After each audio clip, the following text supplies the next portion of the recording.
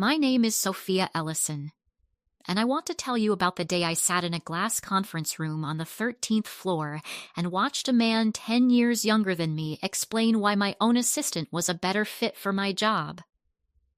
I remember exactly what I was wearing. A navy blazer. The one I bought for client meetings because it made me feel ready for anything. I remember the way the afternoon light came through the windows and made everything look clean and professional and almost peaceful. I remember thinking on the elevator ride up that this was probably about the quarterly review. It was not about the quarterly review. Derek Sullivan was already seated when I walked in. He had his folder open in front of him. He had his coffee. He had that look he always wore, calm, organized, slightly distant, like he was running a meeting he had already decided the outcome of before anyone else arrived. Priya was there too. That was the first thing that told me something was wrong. Priya Nair, 29 years old. Sharp, hardworking, eager in the way that people are eager when they still believe that working hard is the same thing as being rewarded for it. I had hired her myself 2.5 years earlier. I had trained her.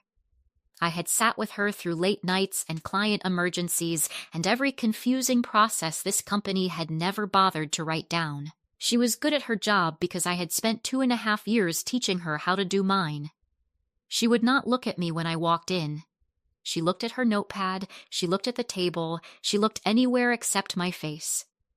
I sat down, I smiled, I said good afternoon, and I waited.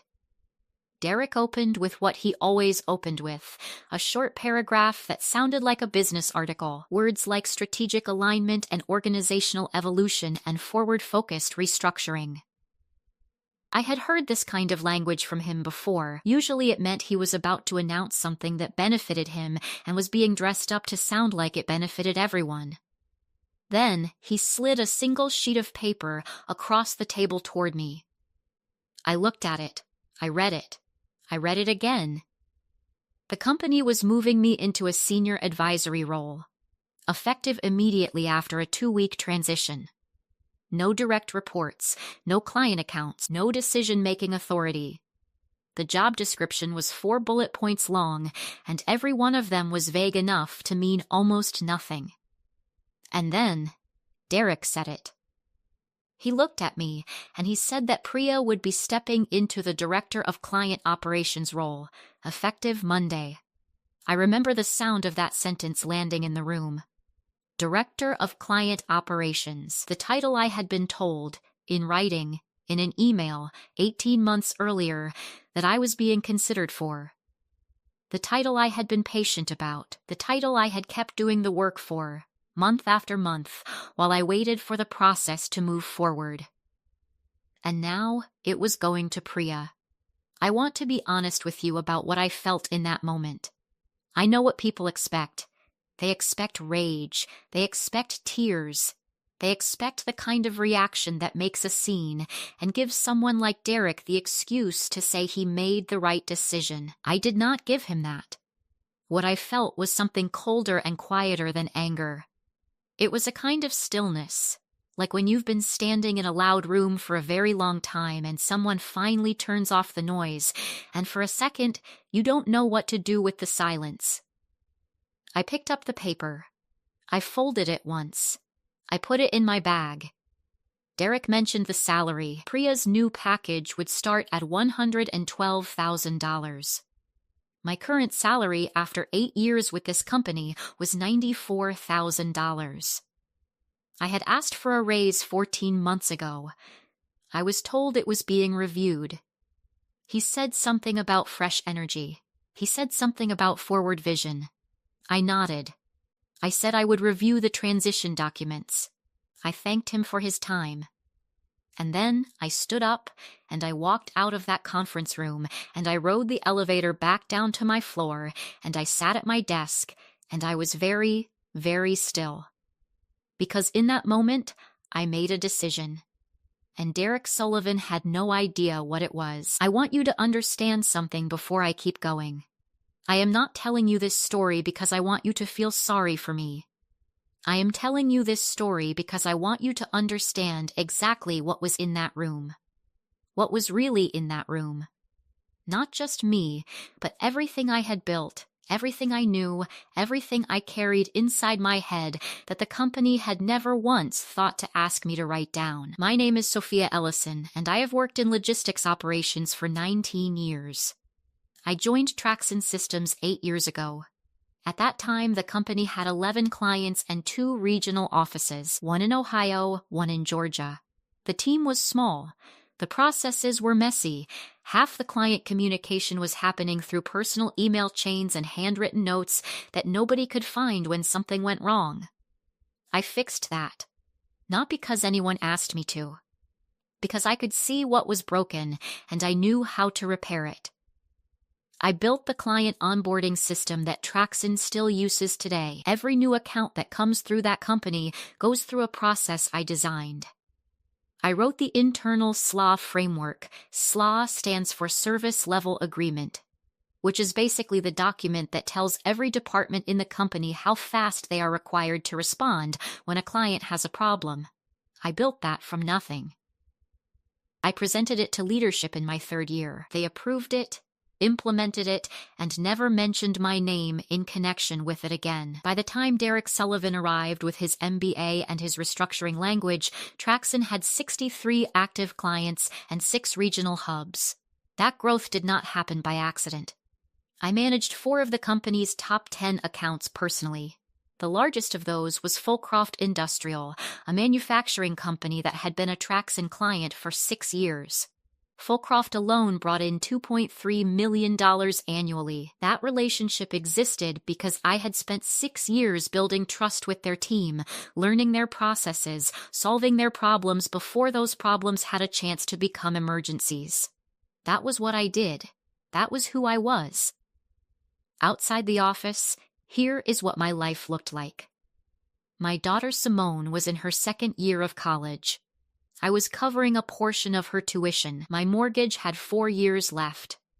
I was 47 years old. I was not panicking about my age, but I was also not naive about what it means to be a 47-year-old woman in a company that has just started using the phrase fresh energy in official meetings. Senior advisory role. I knew what that phrase meant. It meant a holding position.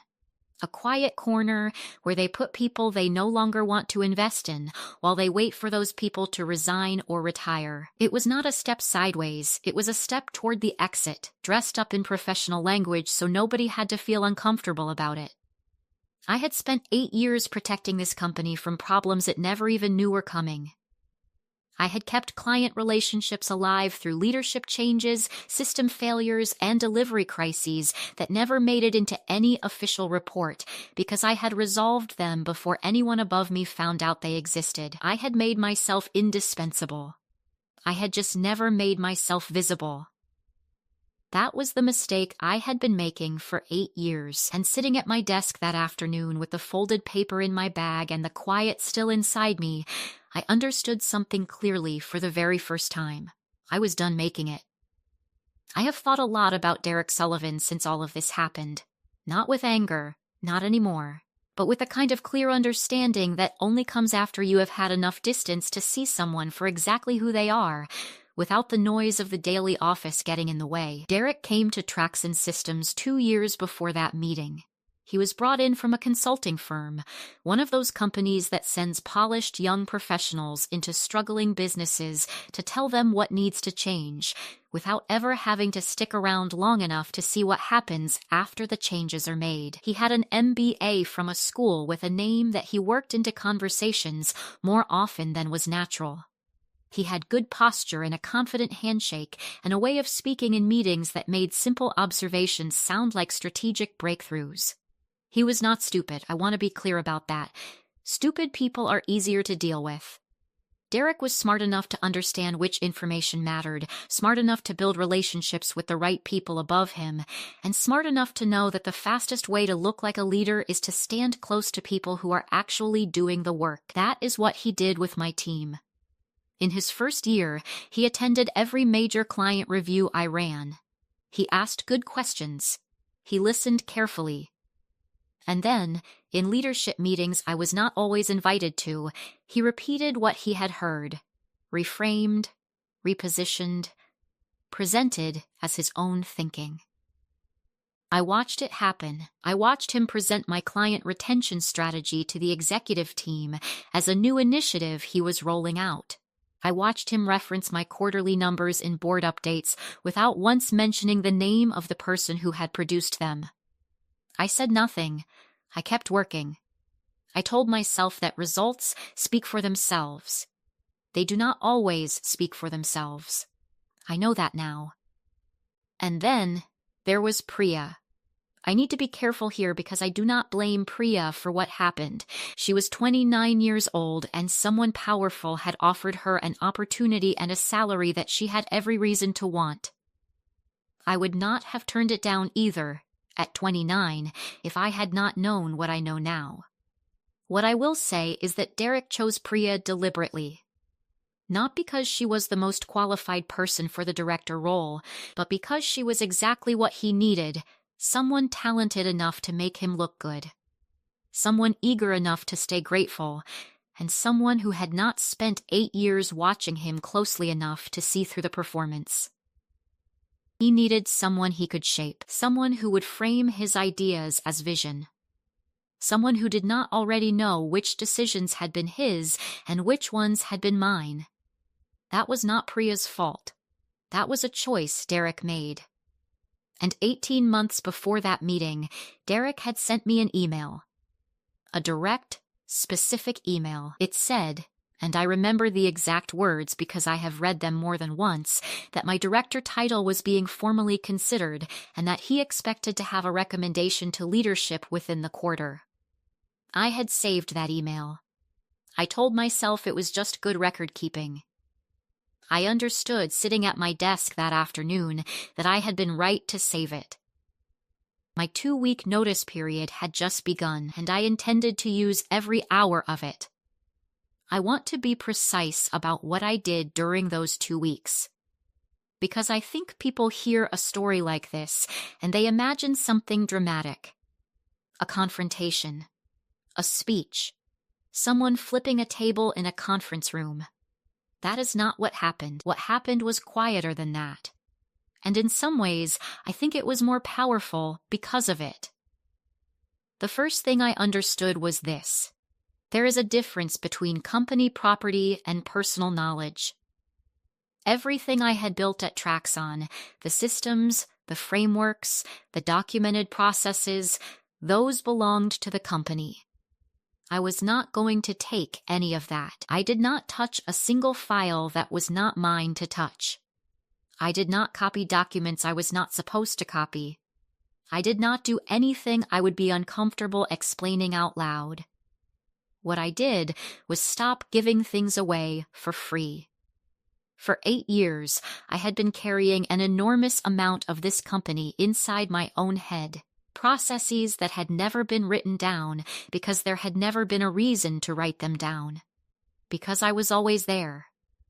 Decisions I had made with clients that lived only in my memory and in the memories of the clients themselves. Relationship history that existed in emails on my personal accounts, in phone calls no one had recorded, in the kind of trust that does not transfer just because someone new gets a title. I made a decision during those 2 weeks that I would not volunteer any of that. Nobody asked me to create a formal knowledge transfer document. That was their oversight, not mine. If they had asked, I would have complied, but they did not ask. Derek seemed confident that Priya already knew enough or would figure out the rest quickly. He had underestimated, as he so often did, the difference between knowing how to do a job and knowing the invisible architecture underneath it. The clearest example of this was Fulcroft Industrial. Fulcroft was not a difficult account on paper. On paper, it looked like a standard client relationship. Regular shipments, standard billing cycles, a few customized slot terms. What the paper did not show was Gerald Hatch. Gerald was the VP of supply chain at Fulcroft, and he had been my direct contact for 6 years. Gerald did not trust companies. Gerald trusted people. He had told me that directly, more than once. He had stayed with Traxon through 2 leadership changes and 1 significant service disruption because he trusted me personally to make things right. That trust was not in any CRM database. It was not in any handover document. It lived in 6 years of early morning phone calls and honest conversations and the specific way I had structured Fulcroft's SLA exceptions around their own internal Q4 audit cycle, something Gerald and I had worked out together, informally, because it was the kind of solution that only comes from actually knowing your client's business. Priya did not know that history. She could not have known it. I had never written it down. I also reached out quietly to my professional network. Not to complain, I did not say a word to anyone about what had happened inside that conference room. I simply let a few trusted contacts know that I was becoming available and that I was open to conversations. I was careful. I was professional. I was brief. 4 days later, I received a call from Halston Group. Halston was a competing logistics firm that had approached me 3 years earlier with a recruitment conversation I had politely declined because I was, at the time, still waiting on the director title Derek had promised me. The woman who called was warm and direct. She said they had an opening they had been struggling to fill and that my name had come up more than once. I took a lunch meeting. I did not sign anything. I did not make any commitments. But I listened carefully, and what I heard made a great deal of sense. Meanwhile, I gathered my own records. The email chain where Derek had promised me the director role, my performance reviews from the past 4 years, which documented my client retention numbers in clear, specific language. A personal timeline I put together from memory, every major system I had built, every client crisis I had resolved, every process that existed at Traxon because of work I had done. I saved all of it to my personal device. In a single folder. Organized and dated, I was not planning to use it as a weapon. I simply wanted to know for myself exactly what I had done, exactly what I had been worth, exactly what had been taken from me without acknowledgement. After 8 years of making myself useful and making myself invisible, I finally decided it was time to know my own value clearly. The ground was shifting. Slowly, quietly, and completely. My last day at Traxon Systems was a Thursday. I cleared my desk methodically. There was not much to take. A small succulent I had kept on the corner of my desk for 3 years, a coffee mug my daughter Simone had given me that said something embarrassing on the side that I will not repeat here, a few personal notebooks. Everything else belonged to the company, and I left it exactly where it was. The team gathered in the small conference room near the kitchen around 4 o'clock. Someone had ordered a cake. There was a card, one of those oversized ones that gets passed around and filled with short, handwritten notes in different colors of ink. I read every one of them later that night at home. Most of them said some version of the same thing, that I had taught them something important, that they were glad they had worked with me, that they would miss me. A few of them said they did not fully understand what was happening, but that they hoped I was going to be okay. Derek gave a short speech. He said the word contributions 4 times. He said I had been a tremendous asset to the organization.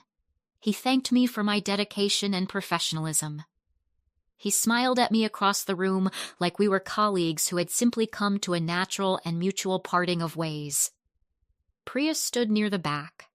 She held her slice of cake and she looked deeply uncomfortable the entire time, not guilty exactly, more like someone who has agreed to something and is only now beginning to understand the full weight of what they agreed to. I smiled through all of it. I hugged the people I genuinely cared about. I shook Derek's hand. I walked to the elevator, pressed the button, and rode it down to the lobby for the last time. I drove home. I made coffee. I sat at my kitchen table with Simone's mug, and I was quiet for a long time. I did not feel free yet. I felt like someone standing at the edge of something large, waiting to see what came next. I did not have to wait very long. 4 days into Priya's new role, my personal cell phone rang. It was a client coordinator from Fulcroft Industrial, a young man named Todd, who I had worked with on billing questions many times over the years. He was apologetic and a little rushed. He explained that there was a question about an invoice reconciliation process from the previous quarter. Specifically, why certain line items had been categorized the way they had across 2 separate billing cycles. I knew exactly what he was referring to. The categorization had been a workaround I had built 18 months earlier when Fulcroft changed their internal accounting software and needed a temporary bridge structure to keep their records clean during the transition. It was logical, it was documented on Fulcroft's side, and it was completely invisible to anyone at Traxon who had not been part of that conversation. I was polite. I told Todd that I was no longer with Traxon Systems and that Priya was now the right person to contact for anything related to his account. I gave him her direct line. I wished him well. I put the phone down and I looked out the window for a moment. 2 days later, Gerald Hatch called. Gerald did not call my old work number. He called my personal cell, the number I had given him years ago, because I had told him he could always reach me directly if something was urgent. He had used it maybe 4 times in 6 years. Each time it had been serious. His voice when he called was calm but tight. Gerald was always calm. That was one of the things I had always respected about him. But I had learned over 6 years to hear the difference between Gerald's normal calm and the kind of calm that means someone is managing something carefully because they cannot afford to let it become a crisis. He told me that 2 shipment sequences had been flagged internally at Fulcroft, that his team had gone to Priya's team for an explanation and had not gotten one that satisfied them. That the SLA exceptions on those sequences, the ones that allowed for extended processing windows during Fulcroft's Q4 audit period, were not explained anywhere in the documentation Traxon had provided, and that Priya's team had apparently not been aware those exceptions existed, or why they had been structured that way. I told him the truth. I explained that those exceptions had been built specifically around Fulcroft's Q4 audit cycle, that Gerald and I had worked that out together 2 years earlier, and that it had always been a relationship-level agreement, something we had handled between the 2 of us because it was faster and more practical than running it through a formal amendment process. Gerald was quiet for a moment after I said that. Then he told me that he had a board presentation in 3 weeks, that his supply chain numbers needed to be clean and explainable, that he could not afford to go into that boardroom with unresolved questions sitting underneath his logistics data. I told him I understood. I did not offer to fix it. I did not suggest I could step back in. I did not give him a roadmap for how Traxon might resolve the problem. I simply told him I understood, and I meant it, and I let the conversation end where it naturally ended. After I hung up, I sat with the quiet again. Reality was doing its work. I did not need to do anything else. 2.5 weeks after my last day at Traxon, I opened my personal email and found a message from Derek Sullivan. The subject line said, "Confidential, hoping we can talk." I read it once. Then I read it again. Then I set my coffee down and I read it a 3rd time, not because I was confused, but because I wanted to take in every word carefully. I wanted to feel the full shape of what that email was. Derek's tone was different. The clean consulting language he usually moved through the world with was gone. The sentences were shorter, a little less polished. He wrote that the transition had come with some unexpected challenges, that was the phrase he used, unexpected challenges, and that he believed it would be beneficial to bring me in on a short-term consulting basis to help Priya get fully up to speed on certain legacy client relationships. He mentioned Fulcroft by name. He did not mention the director title he had promised me 18 months ago. He did not mention the fact that my old salary was $18,000 less than what he had offered Priya for the role he had told me I was being considered for. He did not say the word sorry anywhere in the email. Not once.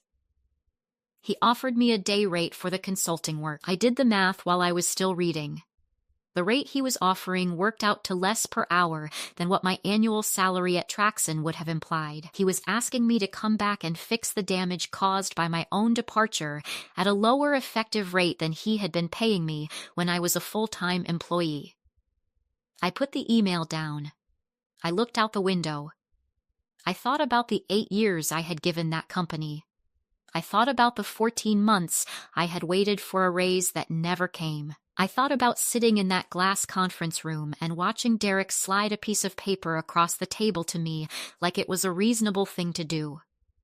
I thought about the email he had sent me 18 months ago, the one still sitting in my personal folder, dated and saved, where he had told me in plain language that my director title was being formally considered.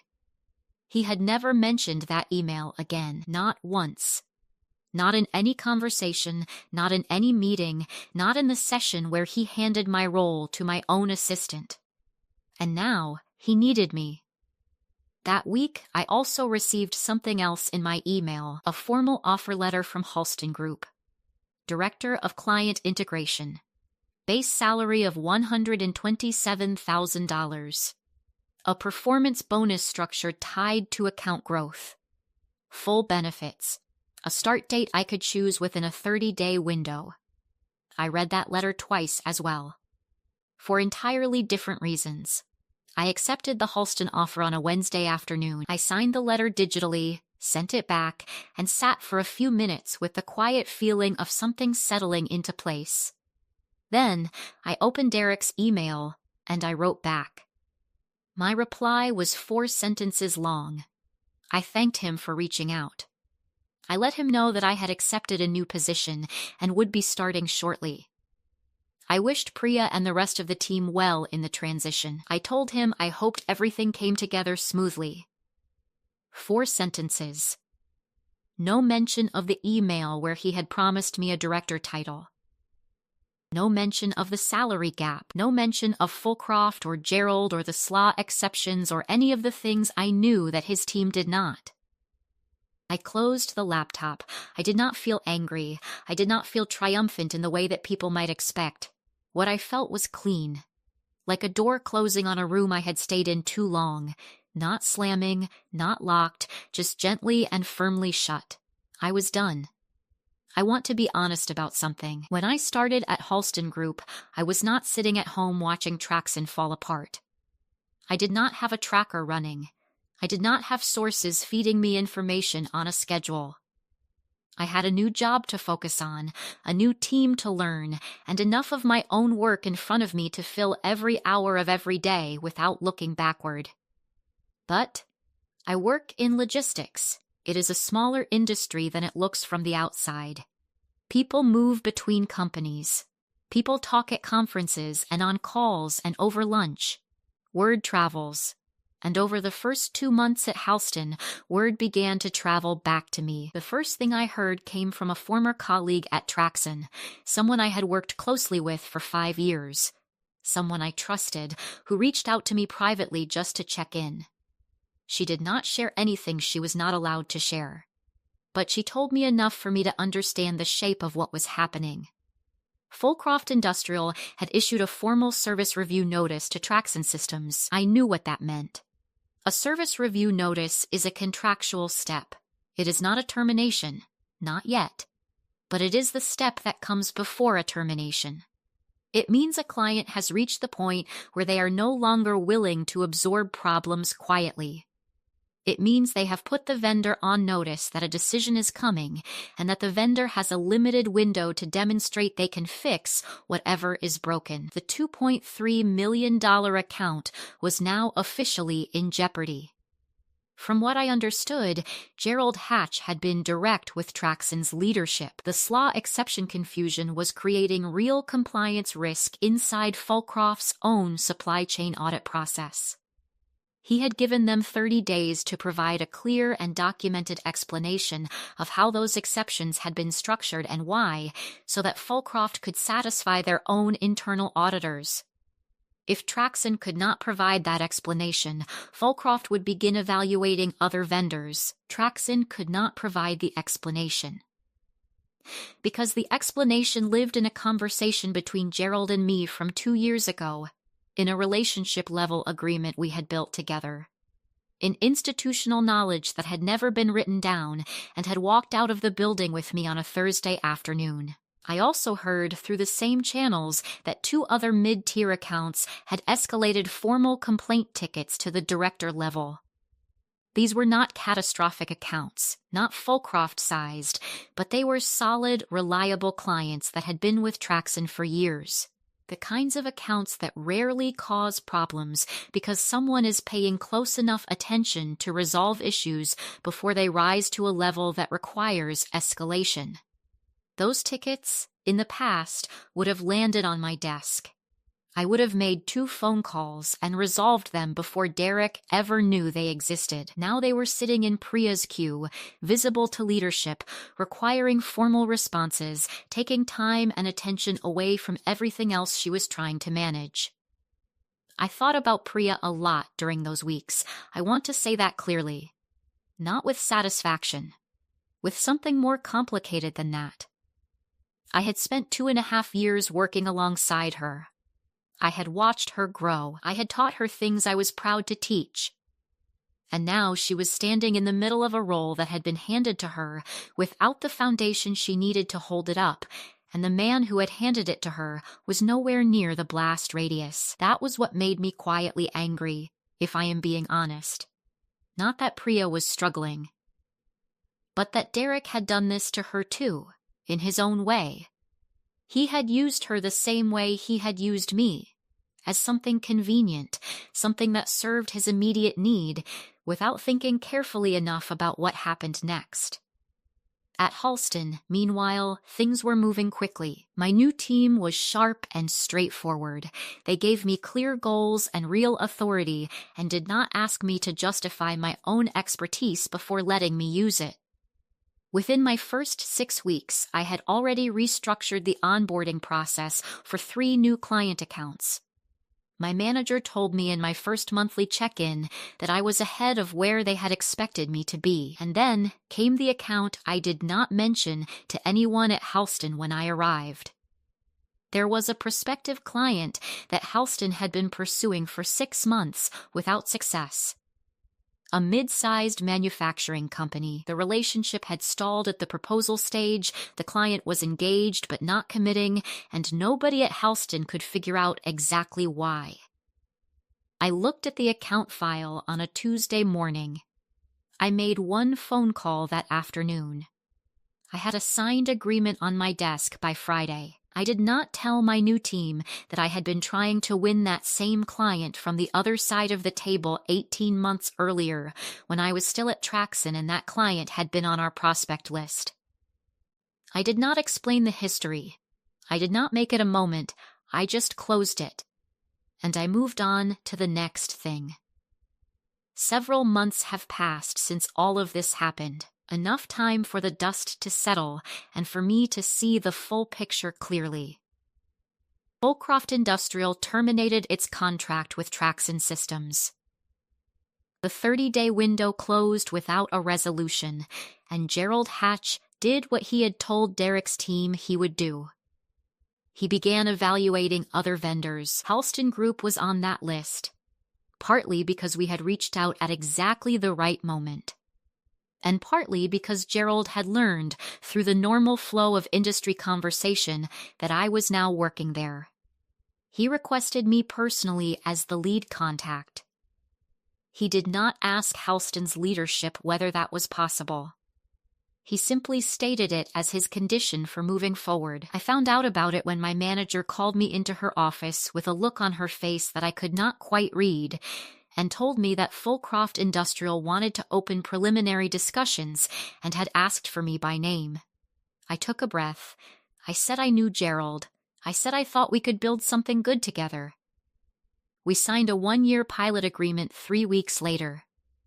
The $3 million account that Derek Sullivan had lost, the account he had casually placed in jeopardy the moment he decided my replacement did not need to understand why things worked the way they did, was now sitting on my desk at a different company. With my name on it. On my terms.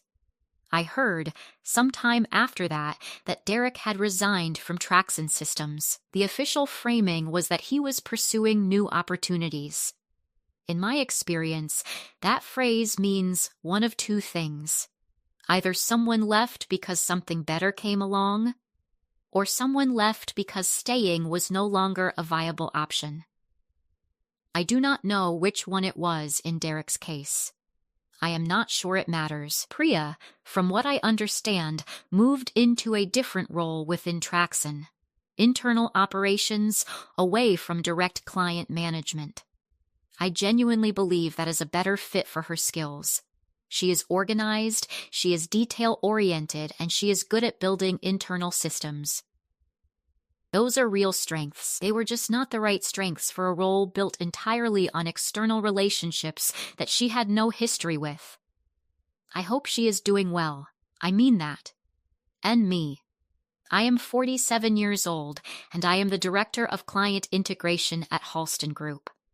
I have a team that respects me, a manager who trusts my judgment, and a salary that reflects what I actually bring to the table. My daughter Simone called me last month to tell me she had made the dean's list.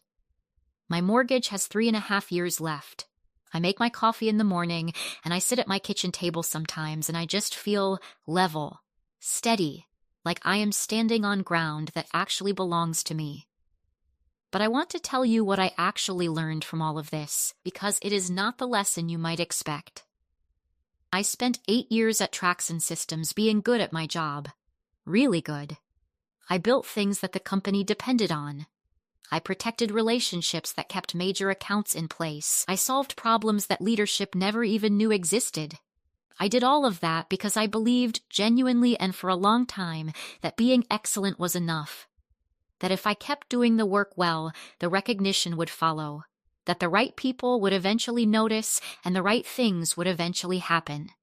That belief cost me 8 years. Not because the work was not worth doing. The work was real, the value was real. But I had confused being indispensable with being valued. Those are not the same thing. You can be absolutely essential to an organization and still be invisible to the people who make decisions about your future. Because you have never once made them look directly at what you do and acknowledge it.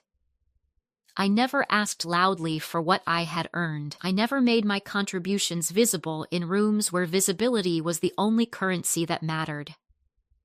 I kept my head down, and I delivered, and I waited. And while I was waiting, someone younger and newer and easier to manage was being positioned in the space I should have claimed for myself. The moment Derek Sullivan slid that paper across the table and told me my assistant was getting the title he had promised me, that was the worst professional moment of my life. It was also the moment everything changed. Because he did not just take something from me that day, he gave me something too. Something I had not been willing to give myself after 8 years of patience and good work and waiting. He gave me a reason to leave. My name is Sophia Ellison, and leaving was the best thing I ever did.